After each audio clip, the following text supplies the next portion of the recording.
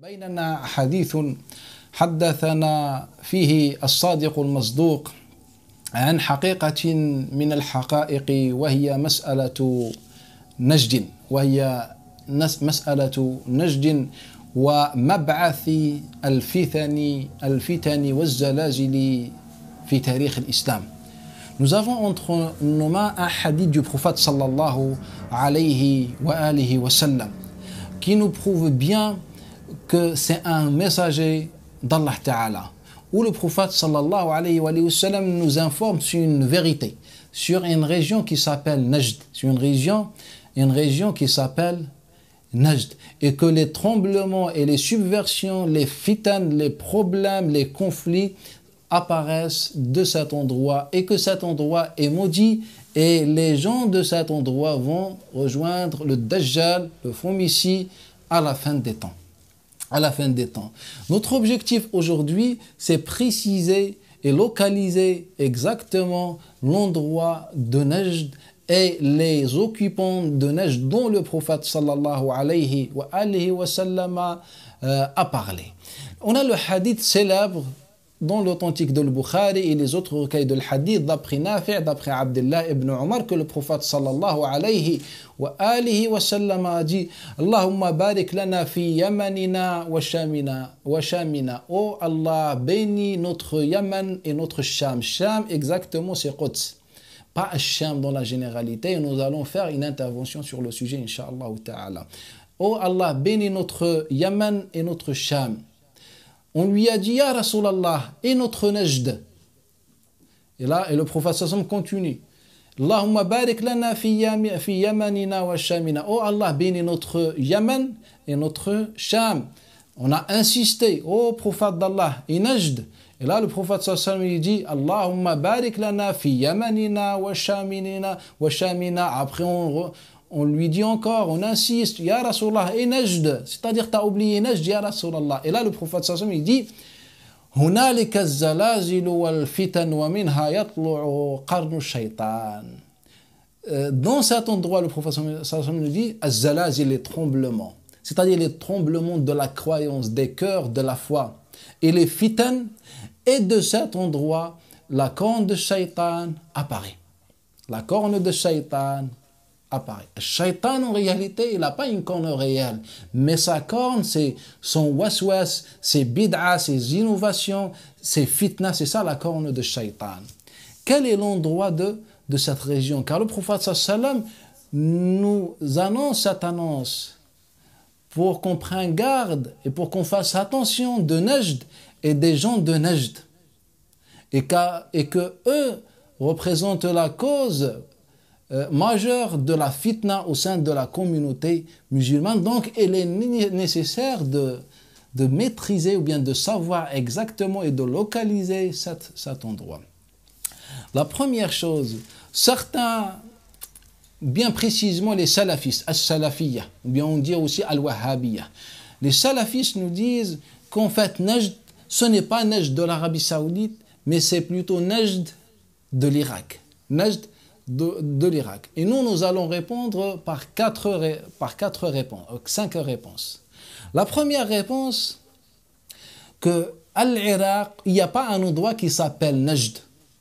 C'est-à-dire, Ibn al-Ambari et les autres savants de la langue arabe nous disent que l'Irak s'appelle l'Irak car il est situé dans un endroit bas. Donc l'Irak dans la langue arabe veut dire l'endroit bas. Et quand il y a des collines, on dit Najd. Et Najd dans la langue arabe, c'est tout endroit élevé. C'est-à-dire une colline ou une montagne, on dit dans la langue arabe Najd. C'est-à-dire lorsqu'on parle de Najd de l'Irak, on n'est pas en train de parler d'un endroit particulier, mais on est en train de parler des endroits hauts. Des endroits hauts. Donc, il n'y a pas de sens d'après cette interprétation dans la parole du prophète sallallahu lorsqu'il nous dit Najd. Car Najd, ce n'est pas un endroit particulier qui s'appelle Najd et les gens de cet endroit ils s'appellent Najdiyoun en Irak. N'existe pas. Le seul Najd qui existe comme appellation, c'est celui de l'Arabie saoudite. Ça, c'est la première réponse. La deuxième réponse, on va citer que c'est le prophète sallam lui-même qui nous précise exactement l'endroit de Najd et les occupants de Najd qui vont causer la fitna. Qui vont causer la fitna. La deuxième, le hadith de l'imam Muslim, d'après Abi Mas'ud al-Ansari, que le prophète sallallahu alayhi wa sallam a dit: Al-fitna al-yaman yaman. Dans une version, al-imanu ha-huna. La foi, ha-huna. Et puis elle a désigné le Yaman. Wal-fitnatu wal-qaswatu wa ghildu al-qulub fil faddadina atba' fil faddadina 'inda adnab al-baqari haythu yatlu'u qarnu ash-shaytan rabi'a wa mudar. Et après il nous dit dans la fin du hadith l'apparition de Ash-Shaytan sera chez Mudar et Rabi'a. Donc là, le prophète sallam, il nous précise l'apparition de Shaytan par le nom de la tribu. Il nous dit Mudar wa Rabi'a. Cette tribu est située dans quel endroit? Un autre hadith nous le précise. Rapporté par l'imam al-Bukhari, حدثنا علي بن الجعد قال حدثنا شعبة بن الحجاج عن أبي جمرة عن ابن عباس. Et aussi il dit حدثنا محمد ابن بشار حدثنا محمد ابن جعفر حدثنا شعبة سمعت أبا جمرة عن عبد الله ابن عباس. Que le wafd de Abd Qais, que les gens de Abd Qais, lorsqu'ils sont venus voir le prophète sallam, ils ont dit: Ya Rasulallah, on ne peut pas venir à chaque fois te voir que pendant les mois sacrés, car entre toi et nous, la tribu de l'Kuffar, Mudar, la tribu des mécréants, Mudar. Et sachant que Wafd Abd Qais, comme il dit Ibn Hajar, et il est évident et connu sans divergence, que la tribu de Abd Qais se trouve au Bahreïn, ce pays qui se trouve dans l'est de l'Arabie Saoudite. Donc, l'est de l'Arabie Saoudite, le Bahreïn, la tribu de Abd Qais dit au prophète sallam: entre toi, ya Rasulallah, qui est là, à Médine, et nous, la tribu de Mudar. La tribu de Mudar. Donc, le prophète sallam, il dit de Mudar sera l'apparition de la corne de Shaytan. Il nous dit Najd, l'apparition de la corne de Shaytan. Donc, Najd de l'Arabie Saoudite se trouve entre le Bahreïn et le Médina. Mudar se trouve entre le Bahreïn et le Médina. Donc, cette opération mathématique n'est pas aussi compliquée. Donc, si Mudar est entre le Bahreïn et le Médina, et sa ville Najd entre le Bahreïn et le Médina, donc l'apparition de la corne de Shaytan sera entre le Bahreïn et le Médina. Donc, tout simplement, Najd, précisément la tribu de Mudar. Et ça, c'est la parole du prophète sallallahu alayhi wa sallam, et elle est claire. Et elle est claire. La troisième chose, Nabi sallam dans le hadith d'Ahmad ibn Hanbal d'après Hudayfa ibn al-Yaman, قال. Donc Ahmad rapporte d'après Hudayfa ibn al-Yaman que le prophète a dit: La ya'tiyanna ala mudara zamanun la yada'una 'abdan ya'budu Allah illa qataluhu. Il viendra un jour où Mudar tueront tout serviteur qui adore Allah Ta'ala. Donc là, le prophète sallam, il nous précise encore, il nous donne quelques détails sur cette corne de Shaytan. Parmi les détails de la corne de Shaytan, c'est assassiner les musulmans. Et le problème, c'est au nom d'Allah Ta'ala. Ils sont mushrikines, ils sont comme ça. Donc le prophète sallam, il dit: Mudar vont tuer tous les serviteurs d'Allah Ta'ala, comme dans toute l'histoire, ils ont toujours tué les serviteurs d'Allah Ta'ala. Comment? C'est le prophète sallam encore qui va les préciser. Ce n'est pas notre avis, c'est le prophète qui parle. Moi, je suis ici juste comme intermédiaire pour transmettre. Donc, un Nabi sallallahu alayhi wa sallam, comme il nous rapporte Zubayr ibn Bakkar, d'après Naji al-Mujashi'i, c'est le grand-père de Al-Farazdaq, l'un des grands poètes arabes. Donc, ce compagnon, Le prophète sallallahu lui dit, qu'est-ce que tu dis au sujet de Mudar? Qala kahiluha tamim. Kahiluha tamim. Le prophète sallallahu lui dit, qu'est-ce que tu en penses de Mudar? Ou bien, qu'est-ce que tu dis au sujet de Mudar? Il lui a dit, ya Rasulallah, la tête de Mudar. Après, il rajoute, et le bouclier de Mudar, c'est Tamim. Donc, c'est pour ça les Arabes, lorsqu'ils disent Mudar, on parle particulièrement de Tamim. De Tamim. Donc, lorsque le prophète sallallahu dit Tamim, ou bien Mudar, tueront les serviteurs d'Allah Ta'ala, il nous les précise dans un autre hadith par Tamim. Car quand le prophète dit Mudar, chez les Arabes, on comprend souvent que c'est Tamim. Et comme par exemple dans cet exemple où le prophète sallallahu demande au grand-père de Al-Farazzari, le prophète sallallahu à la fin lui a dit Sadaqta, tu as dit vrai. Donc lorsque le prophète sallallahu dit Mudar, il parle particulièrement de Tamim, pas tout Mudar, mais de le grand nom et la grande famille de Mudar, qui s'appelle Tamim. Et c'est pour cela, le prophète sallallahu alayhi wa sallam, dans le hadith qui est dans le Bukhari, les Muslims et dans pratiquement tous les livres de Sunnah, lorsque Dhul Khuwaysira al-Tamimi a dit au prophète sallallahu alayhi wa sallam, sois juste ya Muhammad, et qui prétendait l'islam,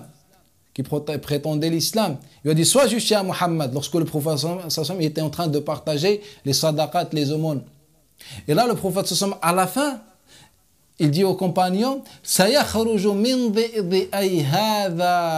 il va sortir de la descendance de cette personne. Mais Dhul Khuwaysira vient de quelle tribu? C'est de Tamim, Hurqus ibn Zuhair Tamimi. Dhul Khuwaysira al-Tamimi, de la tribu de Tamim. Donc le prophète sallallahu alayhi wa sallam, il dit de la descendance de cette personne sortira des gens qui tueront les gens de l'islam. Dans le hadith d'Abdullah ibn Omar rapporté par Ibn Majah et les autres, que le prophète sallallahu alayhi wa sallam a dit, il y aura plus de 20 générations des descendants de Dhul Khuwaysira. C'est-à-dire de la tribu de Tamim, il y aura plus de 20 générations qui vont tuer à chaque fois, à chaque période, les gens de l'islam. Jusqu'à que le dernier d'eux, c'est-à-dire de la tribu de Tamim, va combattre à côté de Dajjal, le faux messie. Sachant que Muhammad ibn Abdul Wahhab, le fondateur de ce qu'on appelle le salafisme, il est de Tamim. Et lorsqu'il est venu pour tuer, pour prétendre, pour appeler à sa religion, car c'est une religion, ce n'est pas une secte islamique, à sa religion, il a tué les musulmans. Il a tué les musulmans. Et les Khawarij, lorsqu'ils sont sortis le premier jour, ils ont appelé au tawhid. Ils ont dit « Inil hukm illa lillah ». Tous les livres de l'histoire avec de nombreuses chaînes de transmission le rapportent. Que les Khawarij, lorsqu'ils sont sortis le premier jour dans l'époque de Ali ibn Abi Talib, ils ont dit « Nous, on appelle au tawhid, à l'unification » et ils ont récité le verset « Inil hukm illa lillah ». Le hukm appartient uniquement à Allah. Et Muhammad ibn Abdul Wahhab, lorsqu'il est sorti le premier jour, a appelé à son tawhid comme le Khawarij. Il a dit qu'on n'adore que Allah. La parole de Khawarij en elle-même, elle est exacte car c'est la parole divine. Mais la compréhension est égarée. Donc la parole de Muhammad ibn Abdul Wahhab, dans l'apparence, est exacte car on n'adore que Allah. Mais la définition et la qualification de l'adoration est égarée. Donc Muhammad ibn Abdul Wahhab de la tribu de Tamim, Dhul Khuwaysira de Tamim, Muhammad ibn Abdul Wahhab a fait des centaines de batailles au nom de l'islam contre les gens qui disent la ilaha illallah des musulmans et qui se dirigent vers la Qibla. Et Dhul Khuwaysira al-Tamimi et ses descendants, Muhammad ibn Abdul Wahhab c'est l'un d'eux, a fait la même chose, a tué les musulmans au nom de l'islam.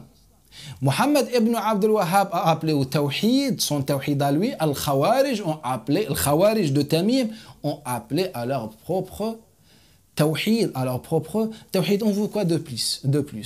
Le prophète sallallahu nous dit, la corne de shaitan, la fitna, le tremblement vient de Najd. Il nous le précise, il vient de Mudar. Il nous le précise encore, il nous dit non, c'est de Tamim. Et il nous dit c'est les descendants de Tamim. On veut quoi de plus qu'en vérité? Ce sont des hadiths du prophète sallallahu alayhi wa sallam. Le prophète en conclusion, il nous dit, ô musulmans, aux musulmans, la fitna sortira de Najd et de la tribu de Tamim qui occupe la région de Najd, et les descendants de Tamim vont tuer les musulmans. On veut quoi de plus qu'en vérité? C'est les paroles du prophète sallallahu alayhi wa alihi wa sallam. Et le prophète sallallahu alayhi wa sallam, le hadith d'après, rapporté par Malik, d'après Abdullah ibn Dinar, d'après Abdullah ibn Omar, il nous dit ha, c'est pour attirer l'attention. C'est-à-dire il y a quelque chose de grave. Tous les compagnons se sont retournés vers le prophète sallallahu alayhi wa sallam. Al-fitna ha huna. La fitna est située ha huna. Il nous dit Abdullah ibn Omar a désigné l'Est. On a le Médine. L'Est, c'est quoi? C'est Najd. Et l'Irak se trouve dans le nord.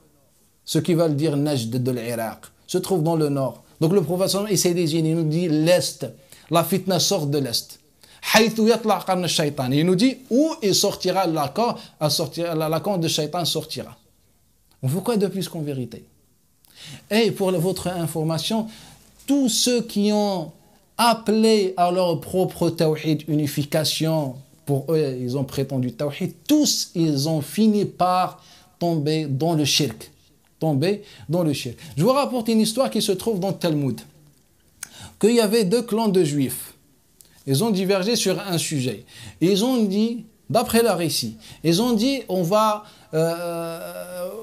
voir auprès de notre Seigneur qui tranchera entre nous. Donc leur Seigneur, d'après eux, a tranché pour une partie des Juifs. Donc les autres, ils ont dit que notre Seigneur a fait une erreur. Donc venons, on jugera notre Seigneur.